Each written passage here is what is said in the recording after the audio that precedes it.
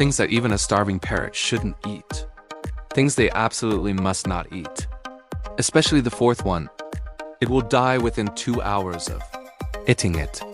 Firstly, apple cores. The cyanide contained within will cause it to die from poisoning. 2. Onions. Prone to vomiting and diarrhea. Tuesday, spinach. Can easily lead to malnutrition and bone problems. 4. Tomatoes. The acid inside will cause ulcers in the parrot's mouth and gastrointestinal ulcers. If this helps you, remember to like and follow. Purslane has a natural fragrance. Parrot's feathers shine after eating it. Purslane is rich in vitamin E, can promote parrot's vision, skin, and feather health.